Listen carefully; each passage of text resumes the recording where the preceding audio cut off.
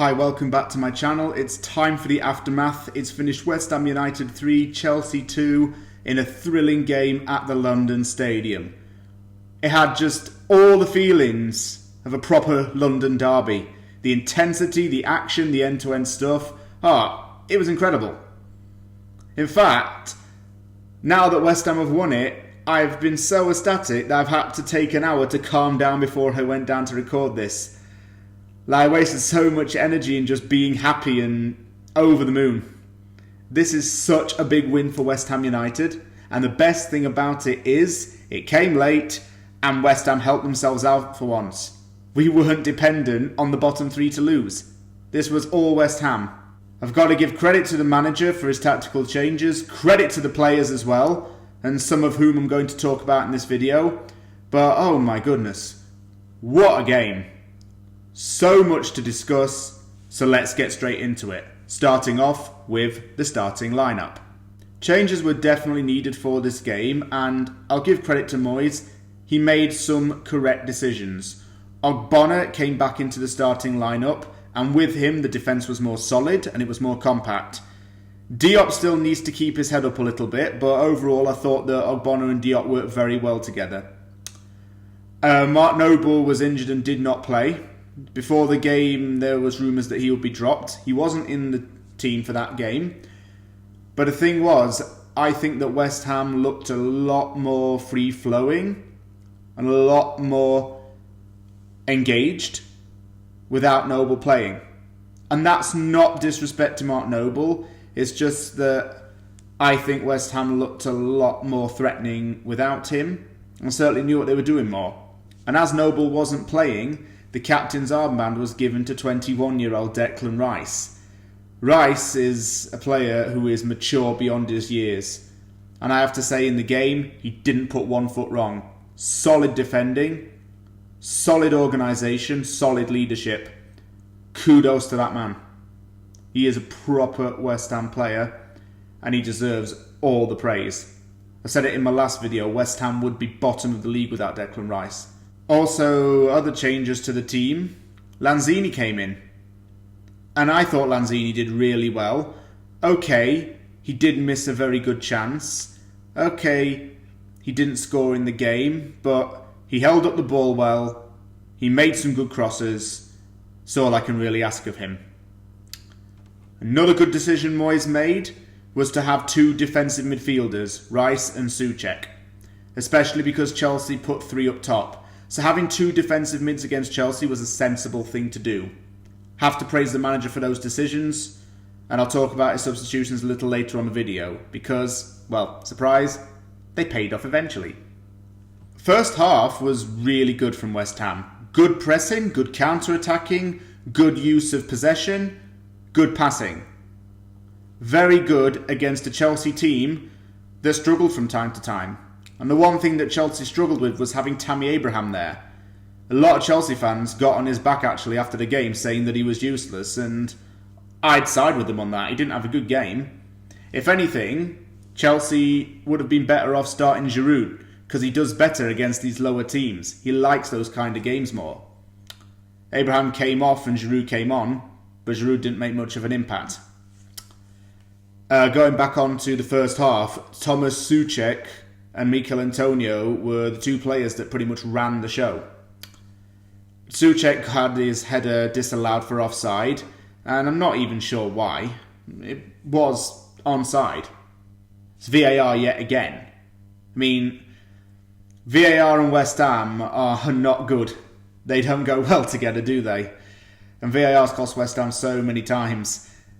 The Soucek goal, the first one, being ruled off was the wrong decision. Soucek was probably thinking to himself, got a goal, my first ever Premier League goal, only for a bit to be ruled out. So VAR, yet again, destroying memories and stopping landmarks. As for the Chelsea penalty, it was a little bit silly from Diop. I think he just needs to calm down a little bit. Was a penalty, Willian scored it, and I was thinking to myself, here we go. Typical, VAR's ruled out a goal. Chelsea then take the lead. I was thinking, oh dear. It's going to be a long night. But no. One thing that I did seem to notice was that West Ham started to use corners and set pieces to their advantage in the first half. And I think that was a psychological thing.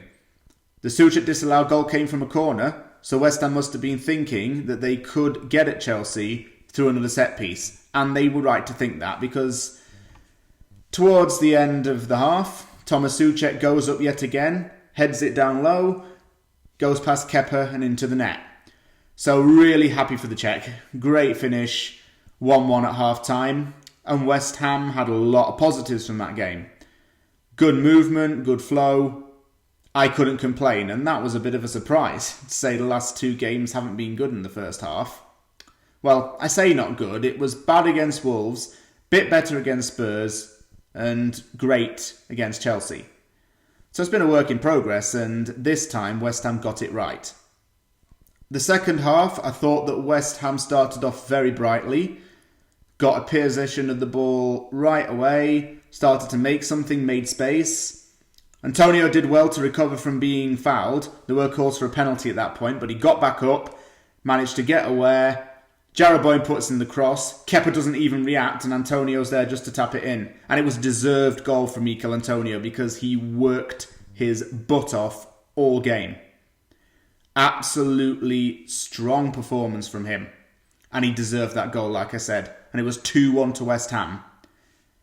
Chelsea didn't have a shot at goal for about 15-20 minutes after that. And it was totally dominant from West Ham. Chelsea may have had more possession, but West Ham were the team that were threatening. There was another good counter-attack which fell to Lanzini. He tried to curl it. I think he tried too hard with that. He just had to strike it low. I think he was trying to go over and curl it over Kepa. Wasn't going to happen. It was a big chance wasted there, and I'm just happy that eventually that didn't cost us. I think that Chelsea did start to open up a little bit more in the second half, but they had no real connection. They did get their goal through a free kick, which was, in all honesty, partly Lucas Fabianski's fault. He could have really saved that.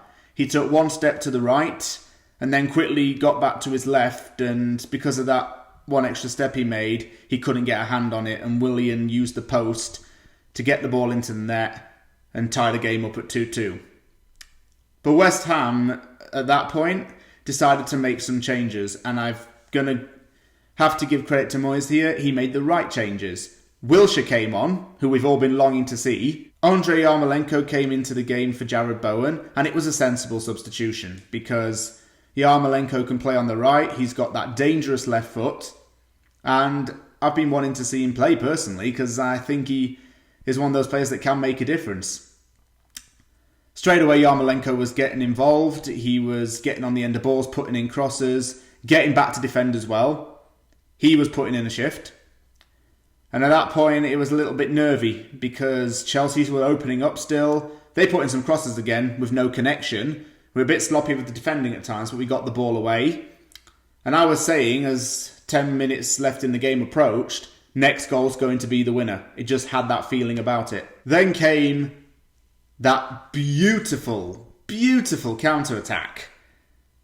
Oh, just the space we had. Fornals then getting it to Antonio.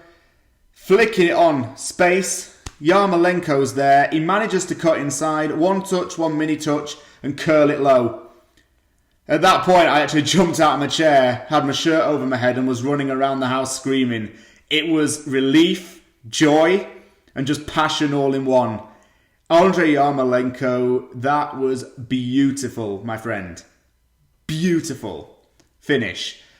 It's a shame that he gets injured so many times because that is exactly what he can do. Gets the ball on his left foot, and it's like the Arjen Robben effect. Curls it. And he did that. Chelsea just didn't get back into it after that. West Ham bought on Fabian Balbuena just to knock a bit of time off in stoppage time. But as soon as that final whistle went, oh, the emotions were going through my head. It was a sense of joy, happiness, but if anything, pride. Last two games I've been feeling a bit down in the dumps, as I'm sure most West Ham fans can relate, just based off of results. After today, I'm a really proud West Ham fan. No one in that team put a foot wrong. Soucek, Rice, Bowen, Antonio, Yarmolenko, and Ogbonna were all tremendous. If I have to pick a man of the match, well, it's between Rice, Antonio, and Soucek. Soucek had such a good first half as well. He's been fantastic. To say that we'd never heard of him before he joined, he's Sparta Prague's loss, so it seems. The plan is, if West Ham stay up, to sign him on a permanent deal, and I wouldn't argue against that. He was outstanding. Every player was a credit to the club, and everyone put in some real graft. If we keep playing like that from now until the end of the season, West Ham will not get relegated. I just can see that happening. Just continue to play like that, continue to work hard and press, goals will come and we'll win games. And that's all I ask for. The other thing that I really was pleased about is that West Ham did this their way by themselves, not being reliant on the bottom four to do us a favour. We can't just be reliant on teams losing, because they're not going to lose by their own accord. They're still fighting. And West Ham showed fight and got the 3 points to push them further away from the drop zone. So that was really good to see as well. Newcastle are up next. That's not going to be an easy game. Since the restart, they've been playing faster, stronger football. They beat Bournemouth 4-1. So Newcastle's not going to be an easy game. But we can still take something from that. And Burnley as well is not going to be an easy game, because that's a team that does a lot of stuff on the cheap, yet it's fighting for a European place. So these two games, we put in 110%. That's all I can ask for. And who knows? We might get a result out of it. Before I leave, I'm recording this on July the 1st, which is the day of the game. Happy Canada Day to all the Canadian Hammers out there. I know there are fan bases in Vancouver and Toronto, so if you guys are watching this, I hope you're having a great day with your friends and family. And as for West Ham fans also watching this video, go out there and celebrate the win. Thank you very much for watching this video. If you liked it, hit the like button, subscribe for more content. In a few days' time, I'll be previewing the game away at Newcastle United. But for now, until then, take care. I'll see you all soon.